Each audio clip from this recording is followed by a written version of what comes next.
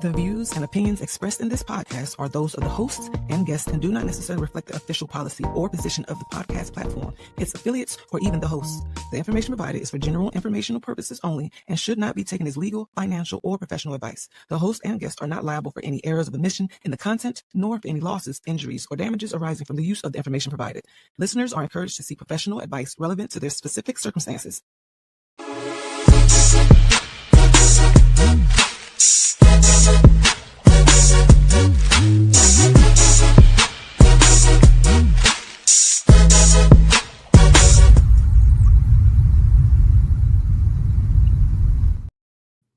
Are we live? What's good, great people? I am Iza Moon, and I have a special guest in the building today. Tonight's guest is someone whose story exists at the intersection of policy, pain, business, and purpose. From being impacted by the realities of cannabis criminalization to becoming a respected voice and operator within the legal industry, Tahir Johnson represents more than entrepreneurship. He represents transformation. I have the absolute honor and pleasure of sitting with him this evening. Please welcome Tahir Johnson. Yo, Ezel, what's good, fam? Appreciate you, brother. How you doing today, man? Man, brother, I'm great. I finally made it to this moment today. Then fought through a lot of obstacles, but my brother, I'm happy to be able to be sitting here with you. For sure, man. I'm glad we was finally able to do this, man. Yes, sir. Yes, sir. Yes, sir. Come on, talk to me, man. Like, how was the day? What was your favorite meal of the day? Did you even get to eat today? What's going on, man? That's Be crazy. real. That question. The only thing I ate today, I ate breakfast. I did make sure I ate breakfast, but to be honest, I've been ripping and running all day, man. Like my day looked like of course everything I had to do here with the dispensary, but one of the things that I've been doing to get more discipline is I've been trying to make sure I focus on my health. So every day, Monday through Friday, I go to the gym 7 a.m. So I went to the gym this morning and came home and ate breakfast, and I've been kind of running ever since. It's been a lot busier than I expected. So man, hold on. So you was in the gym today. All right. Or were you lifting heavy? Or was you cardio? Today's arm day, man. You know, I'm not doing no cardio, man. I'm doing very little cardio. My trainer makes me do like I did 500 jump ropes to start. So okay. So I did the little jump rope in the beginning, and then after that, it was all arms, man. I'm trying to, like I said, most of my life I was like the skinny dude. Now, since last year, I made this commitment that I'm trying to, even though I'm in my 40s now, I'm trying to get ripped now, be big.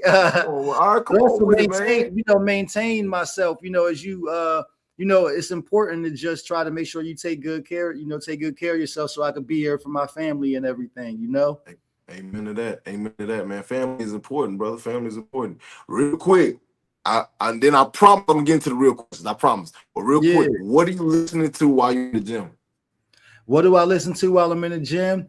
When I'm in the gym, it's crazy. I love to listen to I'll be listening to Rocky, like the Rocky theme song and stuff like that. It gets you pumped up, feeling like you really him, like you about to do it.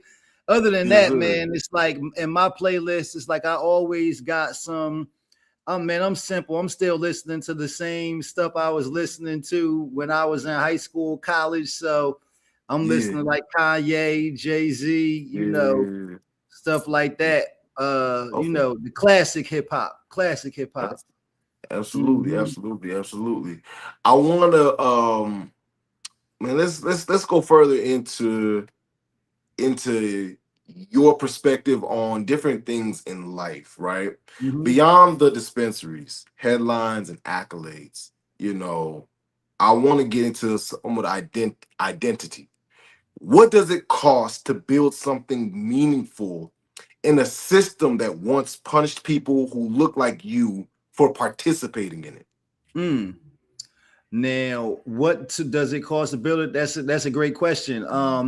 With dispensaries, I'll say as a rule, what I've always heard, when you look at everything from the costs don't just start when you're opening a business, there's real estate costs, there's so many compliance costs for attorneys, so many consultants, so many things along the way.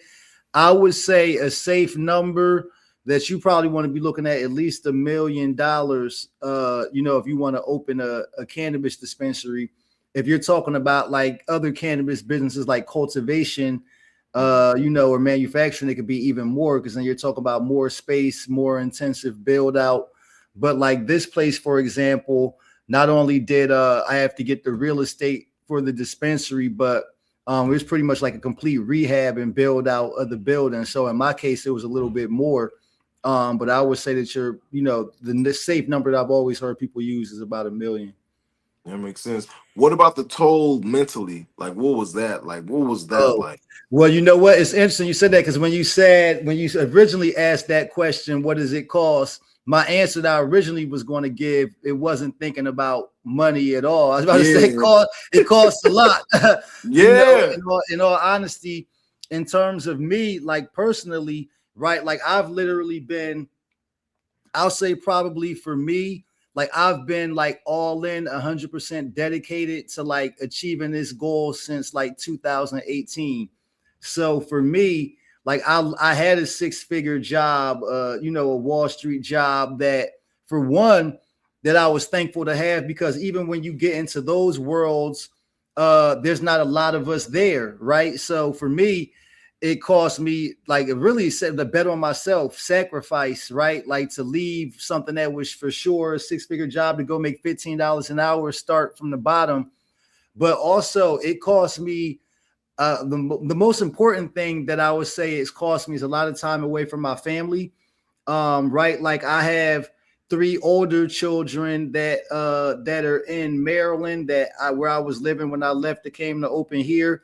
But also I also have a 7-month-old at home right here. And it's not abnormal for me to have a day where I done left early in the morning and I get back in at 10 o'clock at night. Right. But again, that's not just a cannabis business, but I think the sacrifice for anything that you have to give when you're trying to achieve that excellence is kind of like, for me, it's no plan B, right? Like if I don't work in this, I don't know, there ain't nobody that can come bail me out, and ain't nobody that can help. And again, there's not anybody that in my family or anything that has ever been in a position to be able to create or have what I have if I'm successful. So I take it like, very seriously. It's dedication. But then not only that, I'll say the other cost, again, it was just true dedication, like learning about cannabis, right? Like even that education there, like really doing research about the plant. And yeah, I mean, it's a lot of different pieces. And I always think of this saying where it's like, it takes 5 years to become an overnight success, right? And so for me, I think about like 2000, let's just say 23 or whatever, or 20, when I started getting a lot of articles and things like that getting written. The reality is, it literally at that time, it had been 5 years ago that I had quit my job to get there, and multiple failures, but nobody sees, you don't necessarily see that part. You get to see the kind of story at the end where things are going good. And like I said, I've been very blessed. So I'm always thankful, because even with the risk and the gamble that I took, I'm thankful that it worked out the way it did, because it very easily could have been, it very easily could have been different. Absolutely. Absolutely. Now, when you said that, I'm not going to lie to you. I usually say it takes 10 years. 10 years was the magic number for me. Like, I was like, look, I know for a fact it's gonna be a minute before this thing is playing on every platform in the world. But I know that everybody's journey is different. And when it comes to yours, I wonder, how do you remain human while carrying the expectations of the community?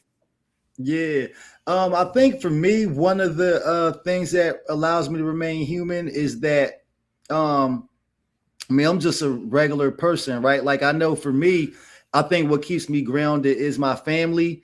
For one, despite all the thing I've achieved, like I'm the oldest of 3 brothers.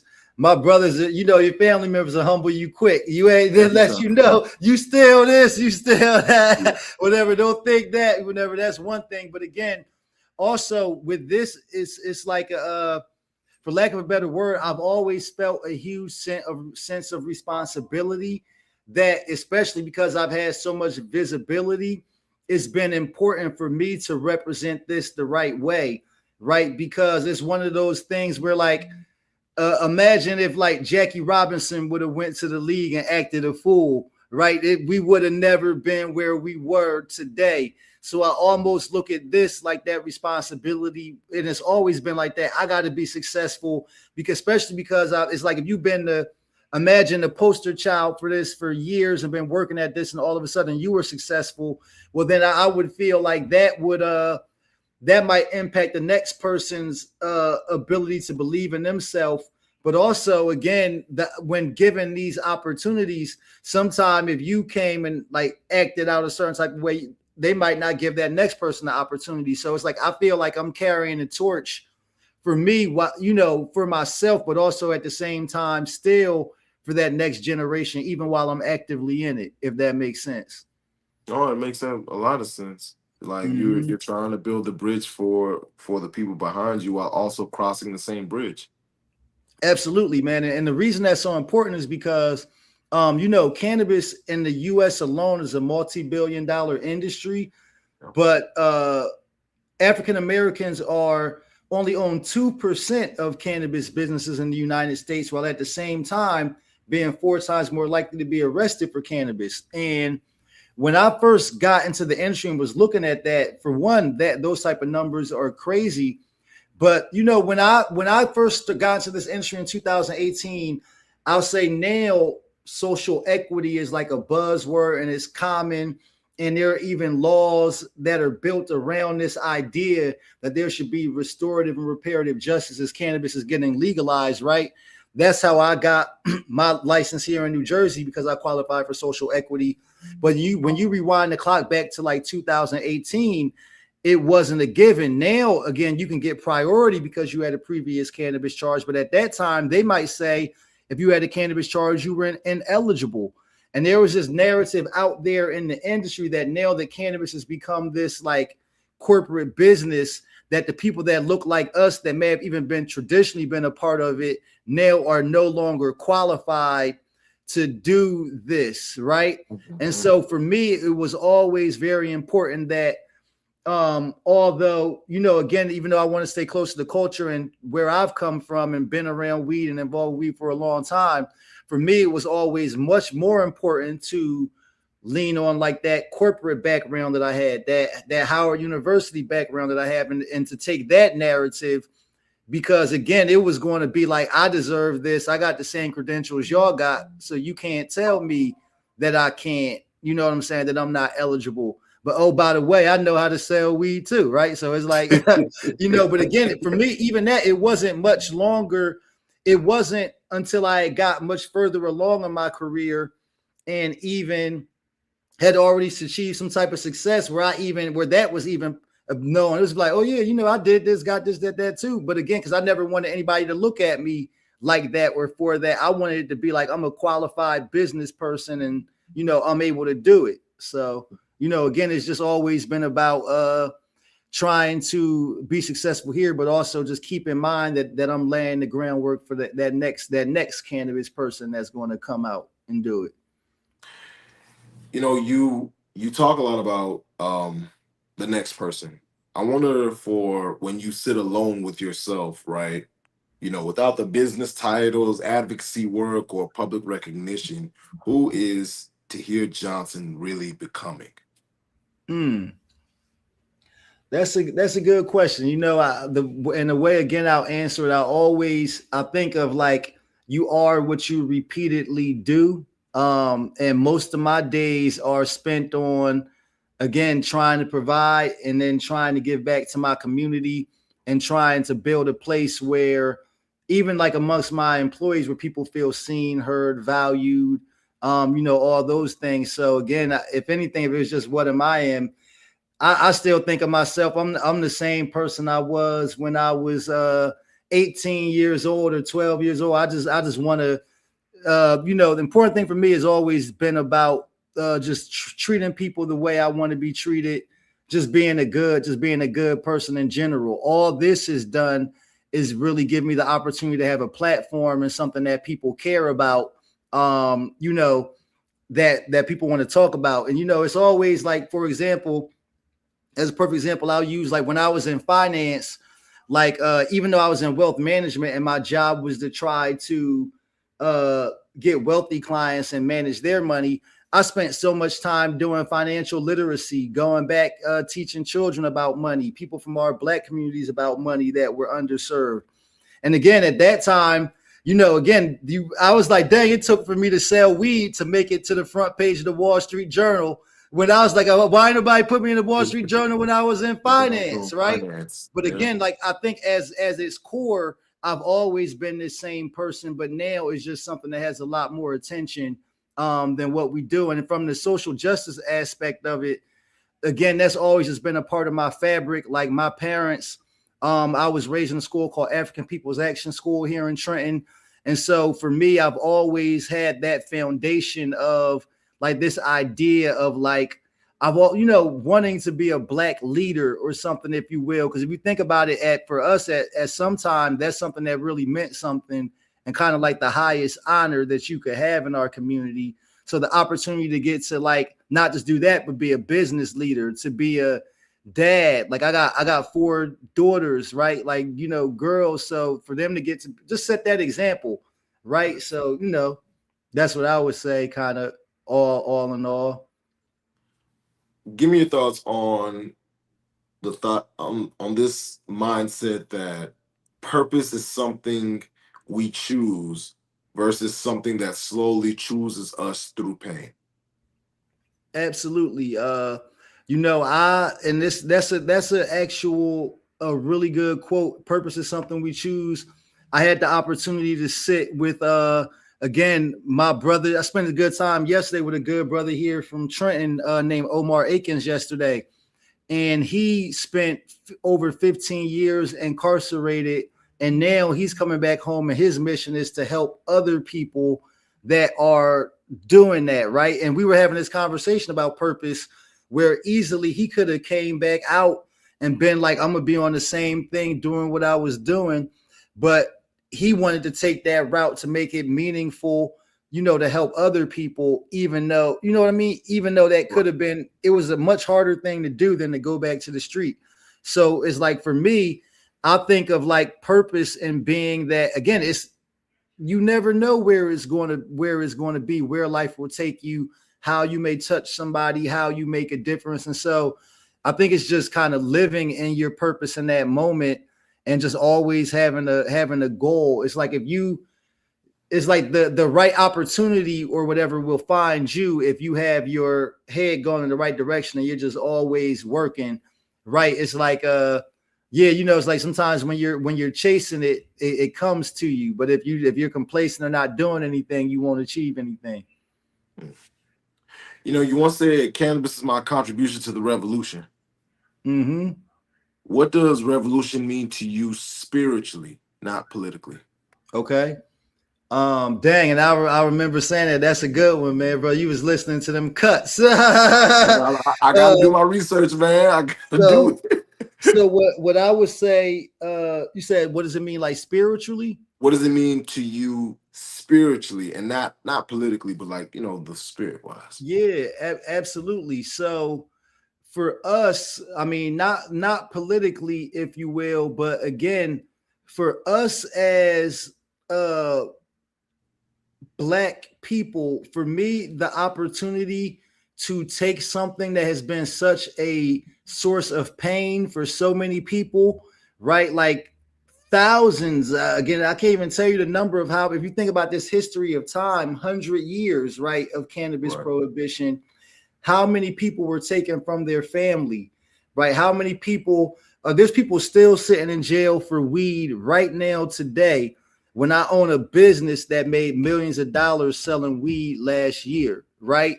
And so this idea that it's like spiritually that I get to like represent for all of those people that it was like had this experience and that wrongdoing, for me, I don't want to say the word reparation, but it's almost like it is that opportunity for some, and again, I'm not the first, and prayerfully I won't be the last, but for each of us to have the opportunity as a Black person to have this cannabis business, we are standing on top of the shoulders of everybody who was, you know what I mean, incarcerated for this, or not even incarcerated.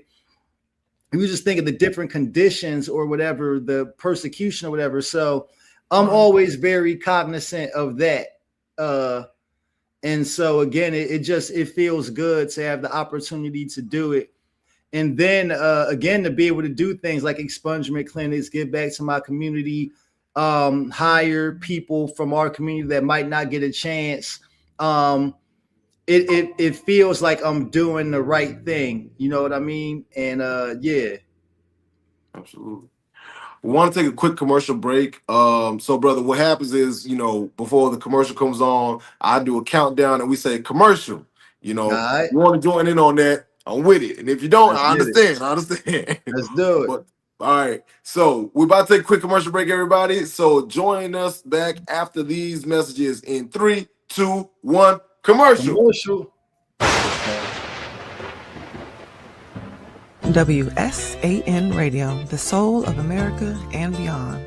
Join DJ Ron G and the WSAN crew every day for the Ron G Morning Show, Funk Friday, and Gospel Brunch Sunday. From local heroes to national guests, WSAN Radio connects you to the pulse of our community. One song, one story, one soul at a time. WSAN Radio, where music, motivation, and movement come together. Streaming live, follow us on Facebook, YouTube, and WSANradio.com.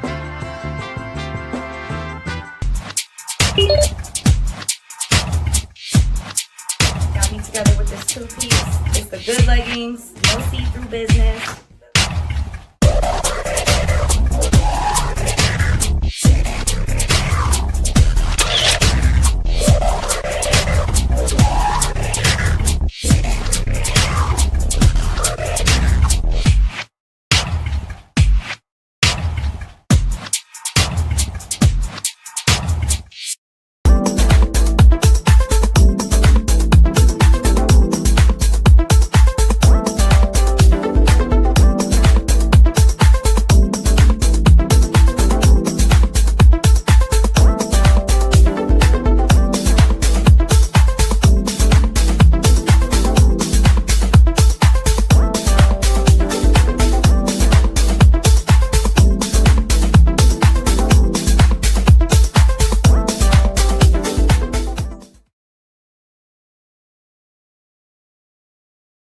And we are back, man. Big shout out to all of our sponsors. Please do not hesitate to hit up the United Front Network if, in fact, you would like to advertise on one of our amazing shows. We got a spot for it. My guy, how you feeling? Hey, great, man. Great. It's been an amazing conversation, bro. Man, I truly am. I'm glad. Now, I'm about to ask you a real quick, sidebar. All right. What you got? All right. So check this out. Say I decide to, not saying that I do or I don't. Say I decide to patronize your business one day, right? Mm-hmm. And I'm and I've utilized the products, and now I'm a bit hungry. Where would you recommend top 5 diners in New Jersey? Go. All right. So first place, if you was here, I'm gonna say you got to go to, and it's not a diner, but you got to go to Special Pizza City. It's like an amazing pizza shop right down the street, but they got good pizza. And I'm gonna say, to put us out there, Jersey got the best pizza for sure. But they got, we're close to Philly, so you could get a good cheesesteak here in Trenton. You know what I'm saying? Like we got that too. Another place that I would say you want to go next, and I'm gonna stay right in my neighborhood around here because we got some great places right in our neighborhood. We got a place called Pork Chops Barbecue, like right across the street. Man, I'll be getting, this is like, now that I'm on my workout stuff, they got like these chicken skewers and like the almost like the coal, the food is like real stuff. Oh my God, it's so good. And clearly, you could tell I'm another a barbecue lover. Got to shout out another 1911 Smokehouse Barbecue. That's downtown Trenton. That's amazing. Black owned, great food. Another one. 1911. Yeah, Okay. 1911. He's a Kappa out member of Kappa Alpha Psi. Ah, He got oh, okay. 1911.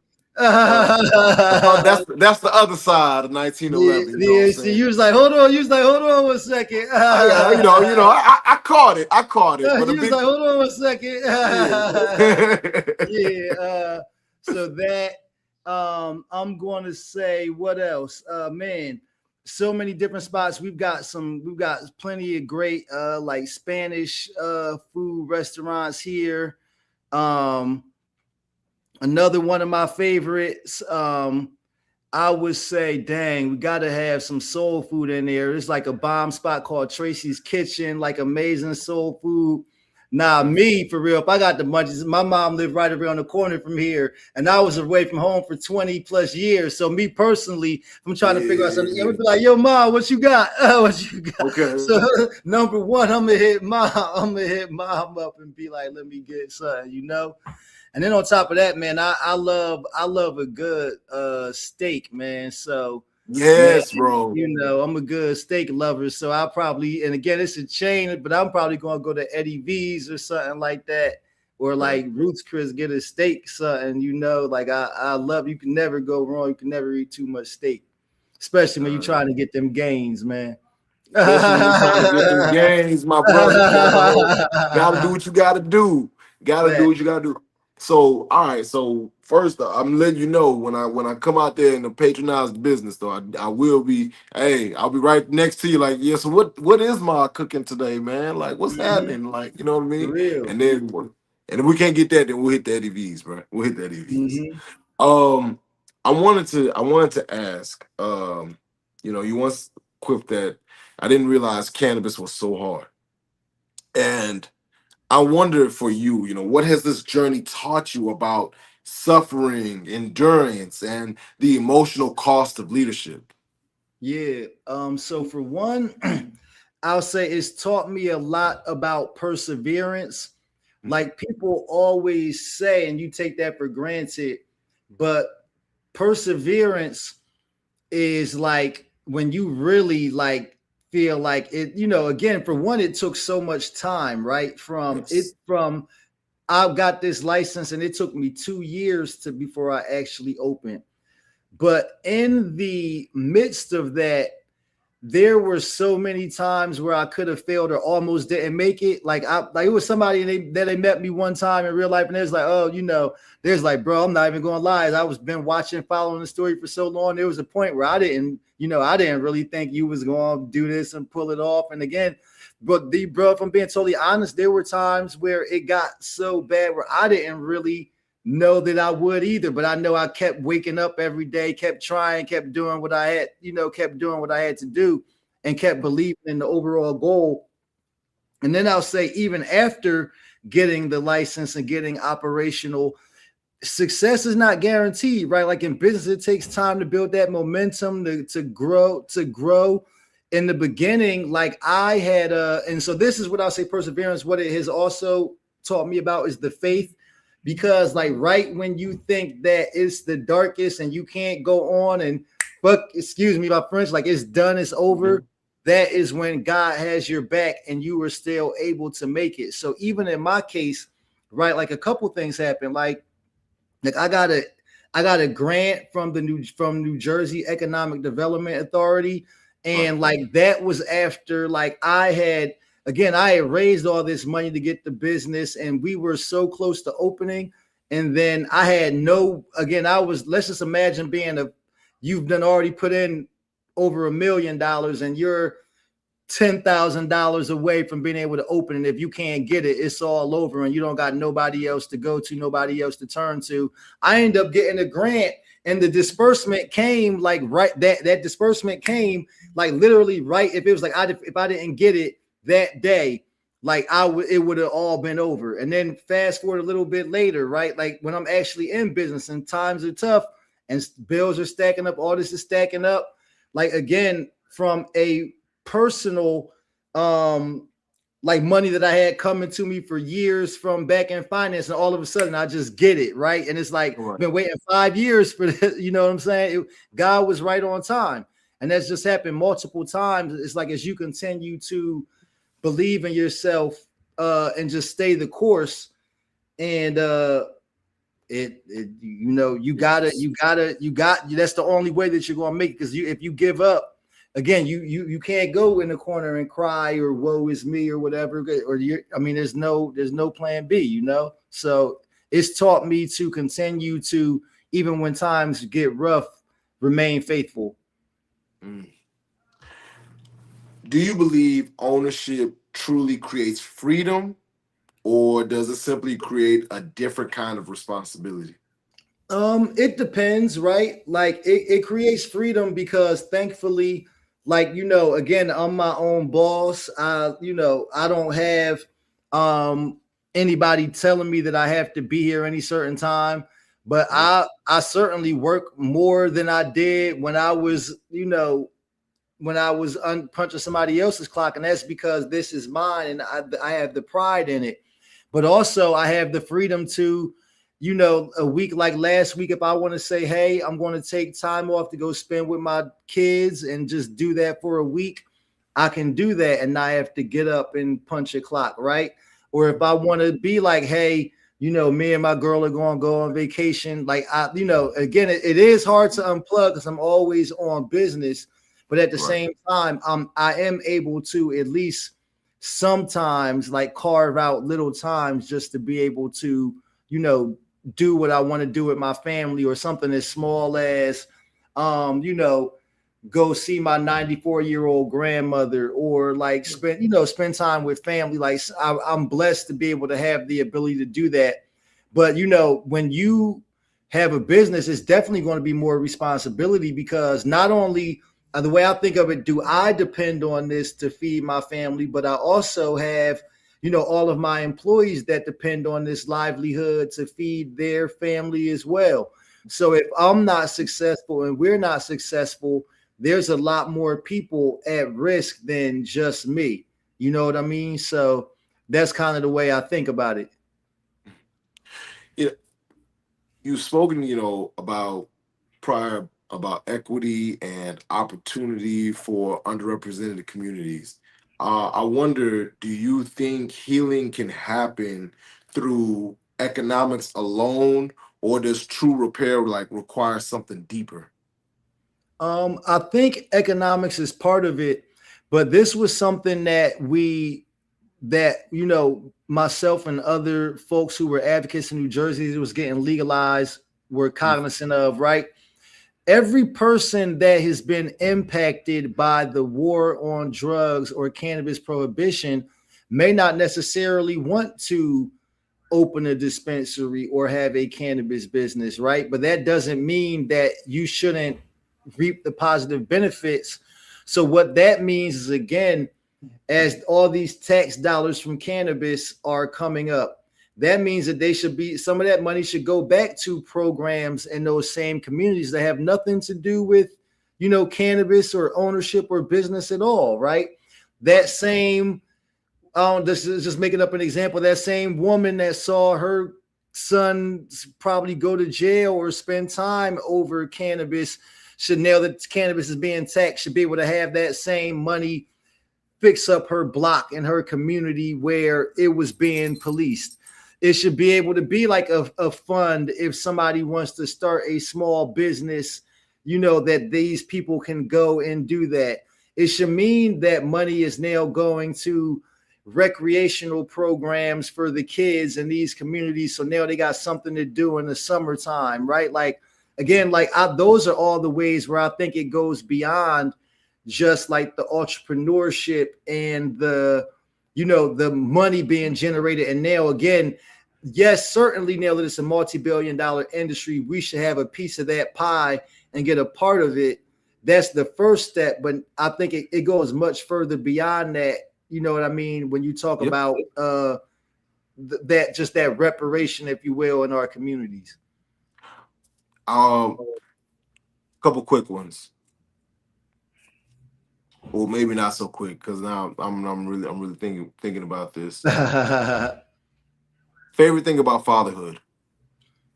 Favorite thing about fatherhood is seeing my children learn and grow. The fact that you look at your child today and they're different than what they were yesterday. You know what I mean? Smarter, doing something new. Same thing whether you're talking about like a baby or my older one, because my youngest is 7 months. I have a 7-month-old, a 3-year-old, an 8-year-old, 11-year-old. I get the same joy from watching them and seeing them just grow and learn and explore the world. So that's the beautiful thing. I think just seeing them learn, grow, progress, and everything. Least favorite thing about fatherhood? Least favorite thing about fatherhood, you know what? As I talk to older people, I think I probably ain't encountered it yet, man. Least, I think it's like those teenage years. Like again, my kids are all easy, they're all good.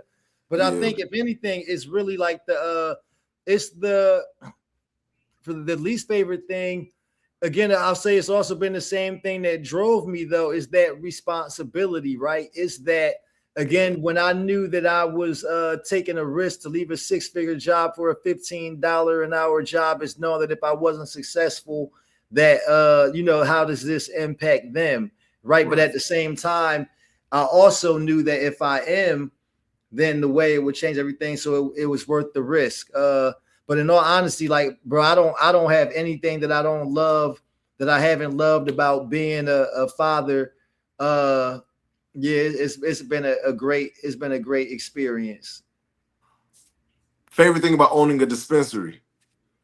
Hey, I love weed. The fact that if I want to, I can go downstairs and be like, "What am I smoking today?" and go get it. The fact that I no longer got to really set aside a budget to buy weed, that's my favorite part. I respect it. Least favorite thing about owning a dispensary?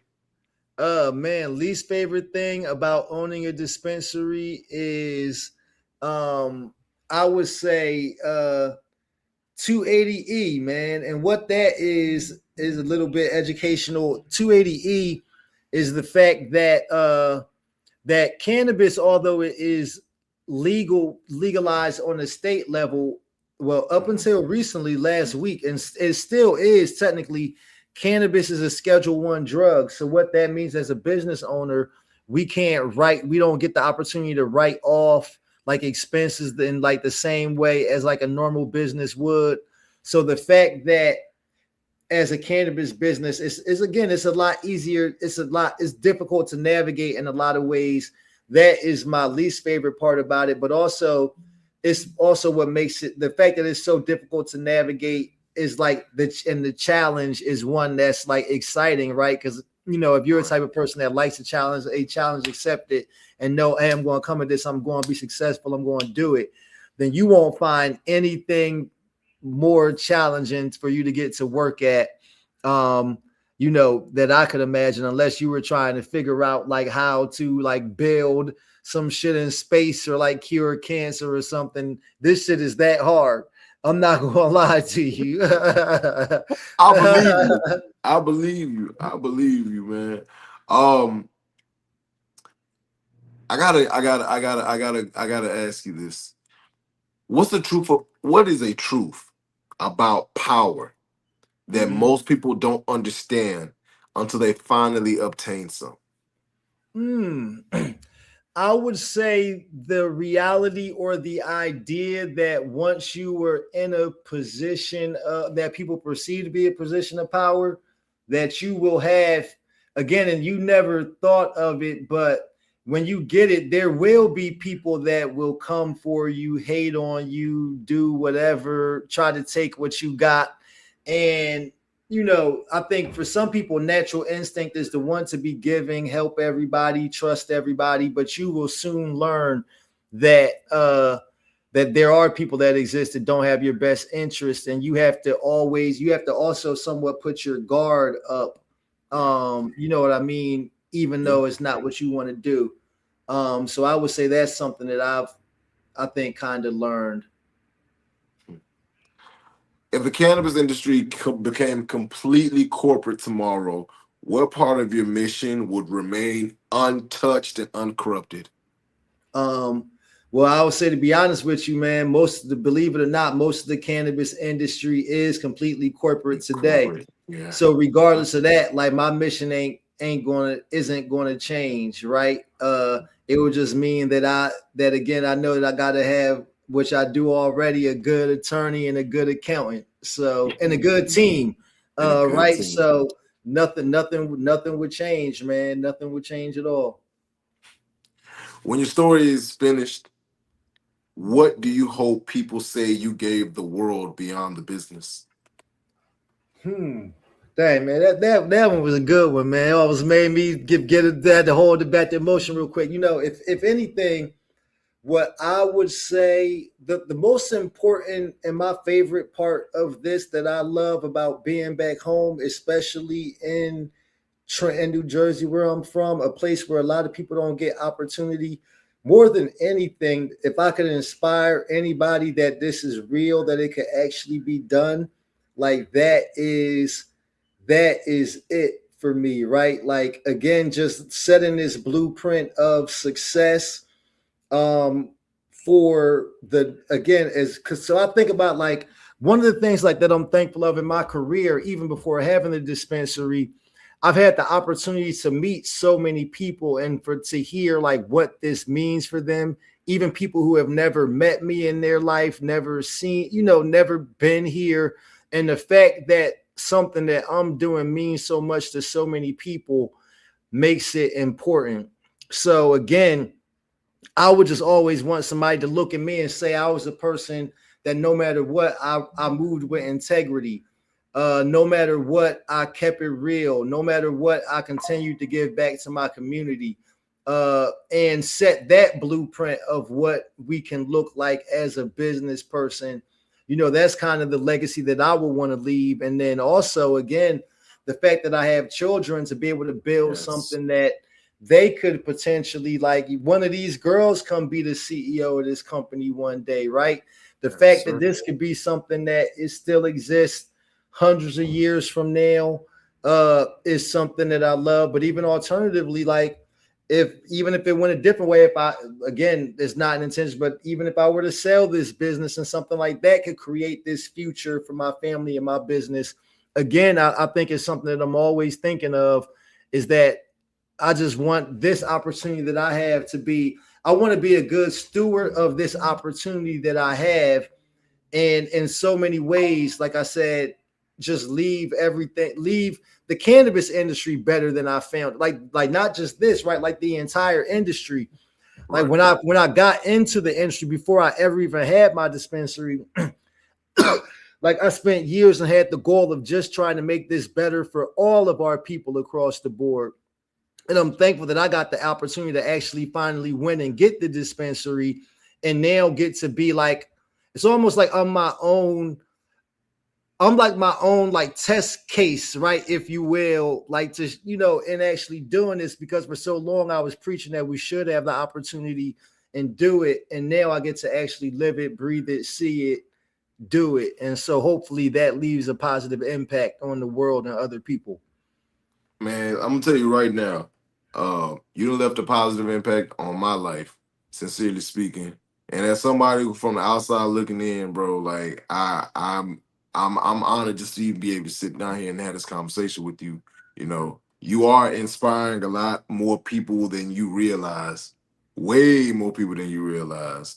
So, your story, bro, is one that, incites confidence in those who feel as if, like, it can't be done, because they see you and they see it can be done. Right. So I just want to just express that to you, because, man, you are a blessing to not only just your community, but to those who feel as if, like, hey, I could possibly step out there and do this. For sure. Thank you, bro. Thank you. And that's why I always that's what I've always loved about sharing the journey and everything along the way, because it's very real. You get to see it, right? And that you also get to see, again, Yes, do I have this background finance? Did I go to Howard? Yes, but again, even all that stuff with like work, right? It's that work Right. all along the way. You see, if you keep putting it in, you could be successful. You know what I'm saying? And so, thankfully, I get to have that blueprint. And again, I take it as an honor. Like I said, even when you reached out again, you all the way from Houston, Texas, right? Like the fact that what I've done gets you people, you get to see it, feel impacted by it, feel inspired by it.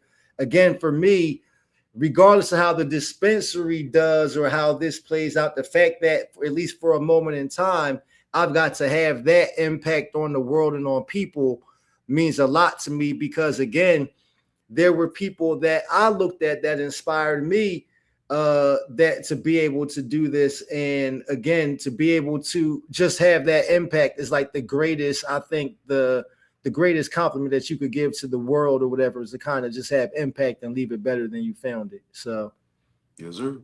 Speaking of leaving things better than they found it, I want to get into the goal of the show, which is philanthropy, garnering support from the audience and putting it towards a charity or nonprofit that you care about.